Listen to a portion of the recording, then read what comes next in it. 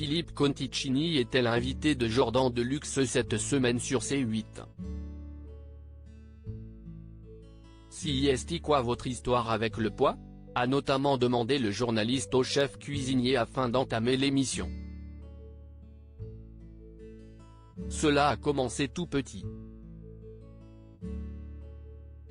Un jour, un médecin m'a dit que si vous naissez avec des gros os, vous allez avoir besoin de plus manger.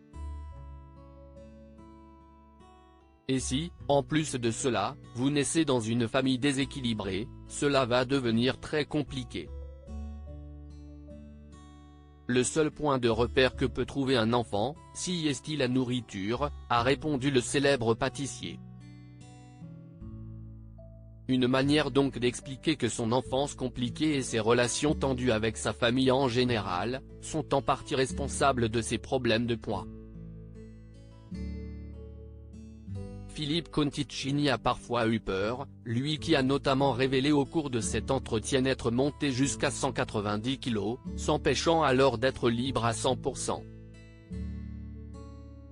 Mais heureusement, tout va mieux depuis pour le chef. Ce dernier semble désormais à l'aise dans sa peau. Je suis très heureux, avec ma femme, Anne-Lise, note de la rédaction, notre fille, je suis un homme épanoui. Le médecin m'a complètement raté. À noter que lors de cette interview, Philippe Conticini a également été amené à évoquer ses anciens problèmes de santé. Vous avez même un procès en route si j'ai bien compris ? A notamment indiqué Jordan Deluxe, avant de laisser son invité révéler le pourquoi du comment. Oui, c'était en 2010, j'ai été opéré, le médecin m'a complètement raté. Il m'a repris 19 jours après, je suis tombé dans le coma. Je voulais faire un bypass, opération chirurgicale consistant à réduire le volume de l'estomac et à modifier le circuit alimentaire, note de la rédaction. Qui n'a jamais été fait d'ailleurs, a raconté Philippe Conticini, avant de révéler l'étendue des dégâts.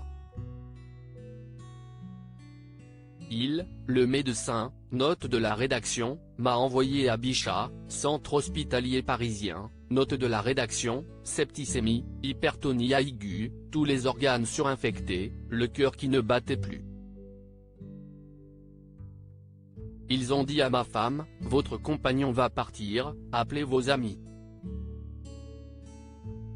C'est ce qu'elle a fait d'ailleurs.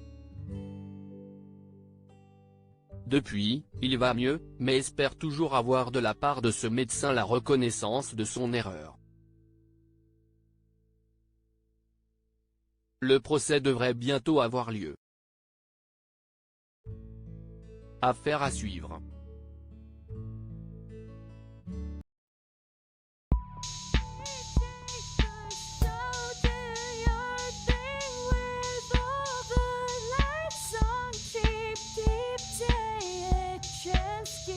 Keep take a chance, you can